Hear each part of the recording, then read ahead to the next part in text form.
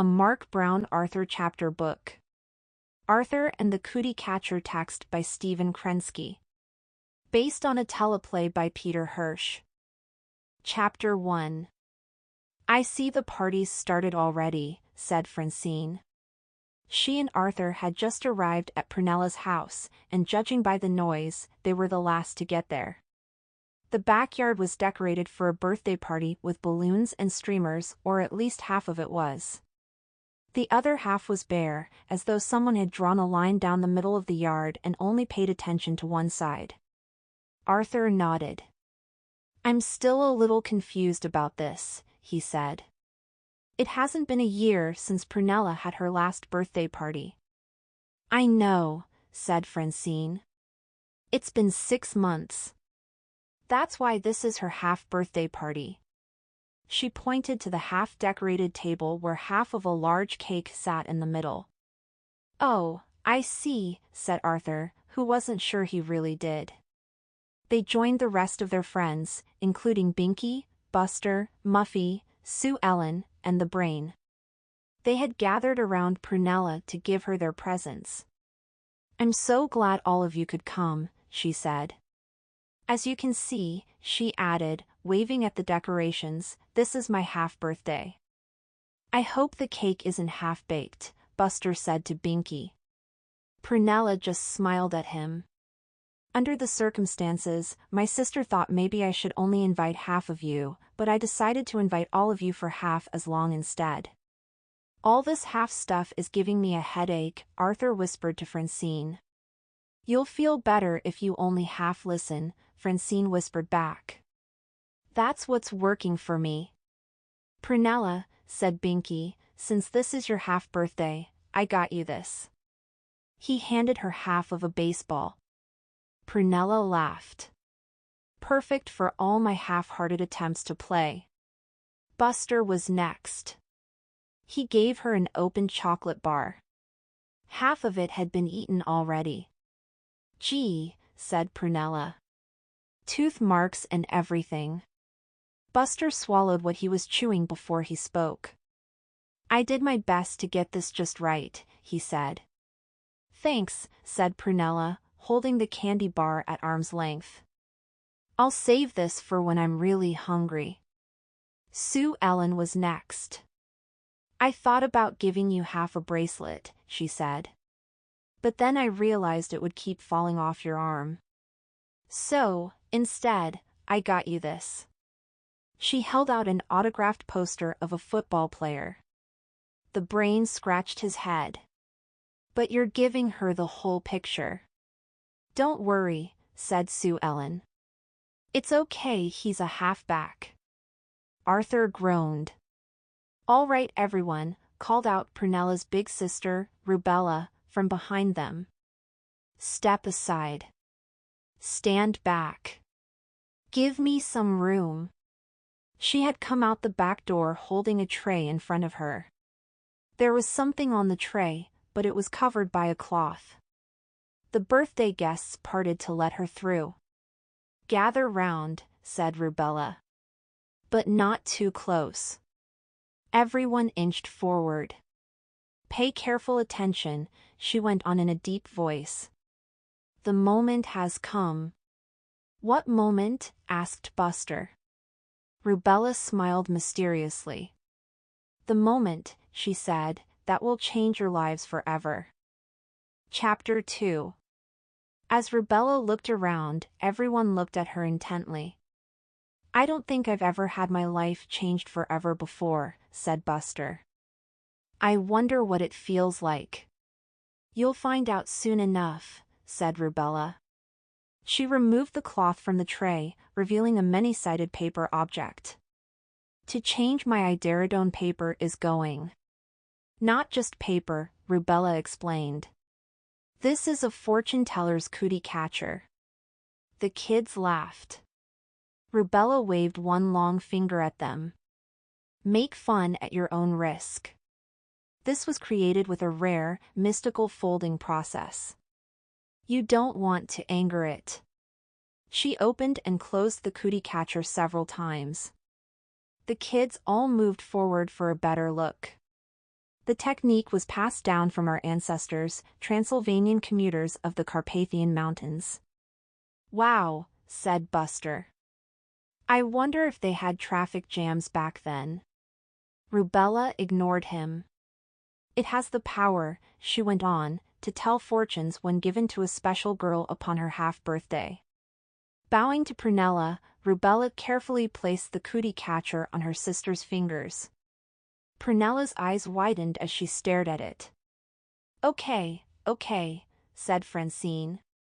If we're done here, can I have some cake? Scoff if you will, said Rubella. But dare you ask it to foretell your future? Francine shrugged. Sure.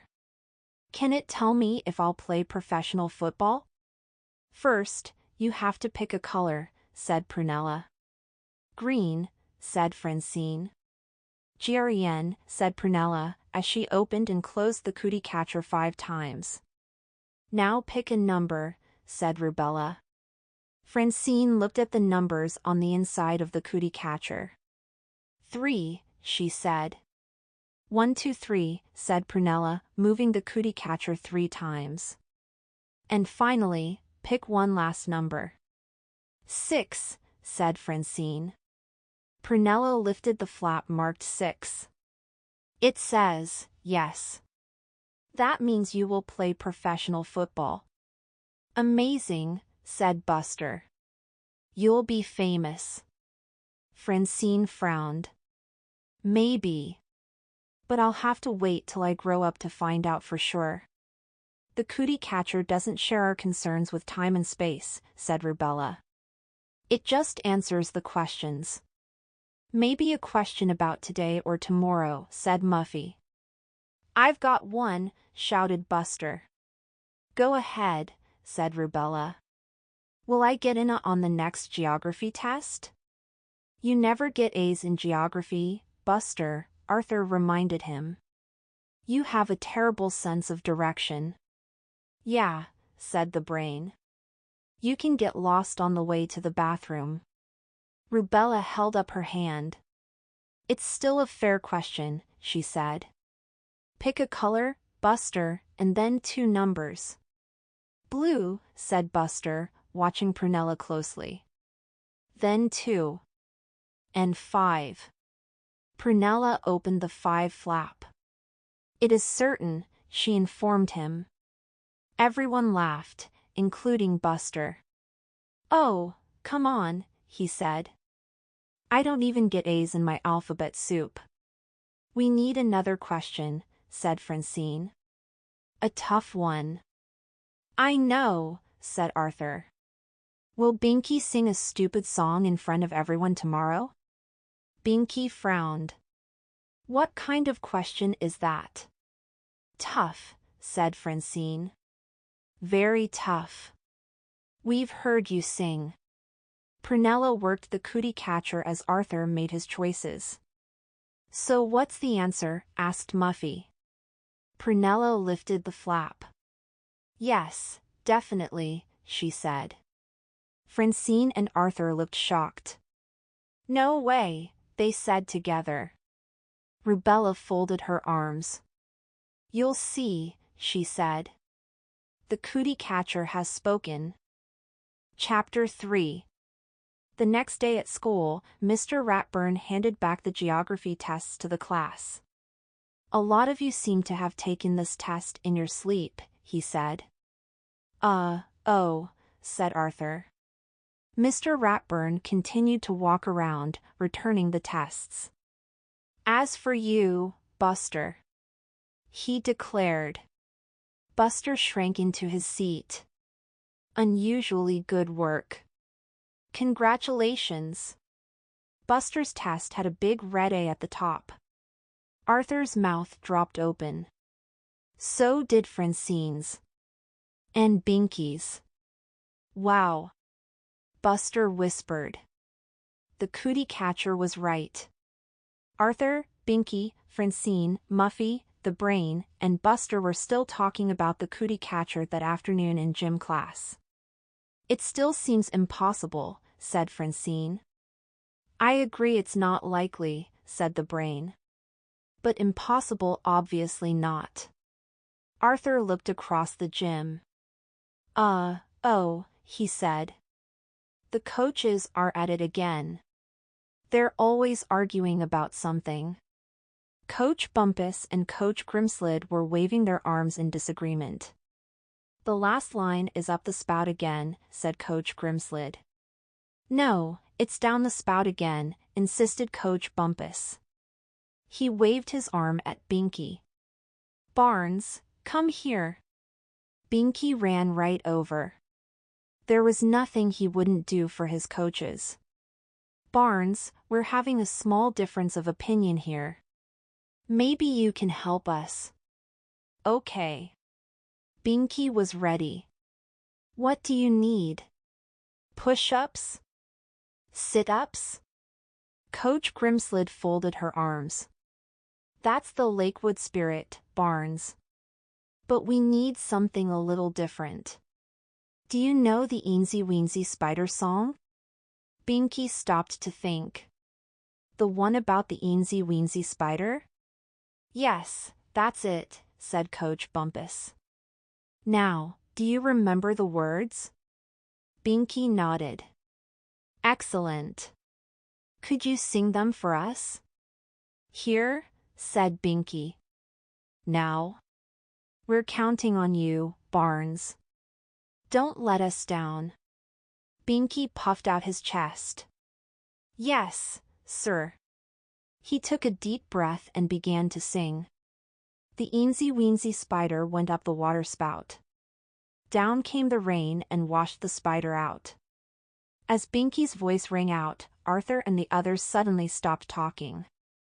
They stared at him across the gym floor. Out came the sun and dried up all the rain, so the Eensy Weensy Spider went up the spout again. Aha! Shouted Coach Grimslid. You see? I told you. Okay, said Coach Bumpus. So you were right this time. Don't let it go to your head. Do you want me to sing anything else? Asked Binky. No, said Coach Grimslid. You did a fine job, but one song is quite enough, thank you. You can fall in with the others. Binky walked back across the gym, beaming. Why are you all staring at me like that? He asked the others. Because you sang a silly song, said Arthur. Just like the Cootie Catcher predicted, said Francine. Binky stopped in his tracks. It was true. He had done exactly that. Now what happens? He asked. I don't know, said Francine. But we all know who does. Chapter 4. In Pernella's backyard that afternoon, kids were lined up to ask the Cootie Catcher for opinions on everything. Each of you may ask only one question a day, said Rubella, monitoring the crowd. The process is too draining to do any more. Pernella nodded, pressing the back of her hand against her forehead. I grow weary, she sighed. Will I own a dog? Asked Buster. No, I mean a snake. No, a snake farm. Should I loan Buster some money? Asked Francine. Will I live in Tibet? Asked Sue Ellen. Will I go to college in Paris? Asked Muffy. Will I ever command my own fleet of submarines? Asked Arthur. Pernella's fingers got a workout as the Cootie Catcher did its stuff. The corners opened and shut in a constant blur. That's all for now, she announced finally. The Cootie Catcher and I need a rest. The crowd broke up and headed for the sugar bowl. Just outside the shop, Francine turned to Buster. Why did you ask me for money? She said. You don't need it. But I do, Buster insisted. He turned his empty pockets inside out. I can't get a soda unless you loan me something. Francine was not convinced. I asked the Cootie Catcher if you needed money, using up my question for today. And it said no. She turned up her nose and walked inside. Buster turned to leave just as a woman overloaded with packages came up to him. "Excuse me, young man," she began. A few minutes later, Buster rushed inside the sugar bowl. He was waving $1. "A lady gave me this to help her carry some bags." "You see," said Francine. The cootie catcher was right again. "You didn't need my money, after all." Everyone but the brain nodded solemnly at this latest proof of the cootie catcher's power. He, however, just sat back, shaking his head. Later, when everyone was leaving, the brain walked out with Arthur. "Arthur," he said. "What?" "I hope you don't believe all this mumbo-jumbo. Everything that's happened is just a coincidence." He paused. "Or perhaps a series of coincidences." "What do you mean?" The brain sighed. "A cootie catcher, a simple contraption of folded paper, cannot predict the future." Arthur gasped. "Don't say that." "Why not?" Arthur looked around. "Quiet," he whispered. "Rubella says that anyone who doesn't listen to the cootie catcher will be cursed." The brain shook his head. "Come on, Arthur, you don't really believe that. We left all that stuff behind in the Dark Ages. Now, in the bright light of science, we march forward, examining and exploring the new frontiers of Kokrinenech." At that moment a big truck backed up, crushing a bike against a tree. "My bike," said the brain. Arthur gasped. "It's the curse of the cootie catcher," he said. Right on schedule. Chapter 5. At school, Prunella walked down the hall gazing into space.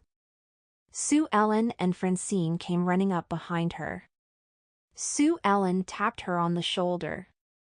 "Don't bother me," said Prunella. "You don't have an appointment."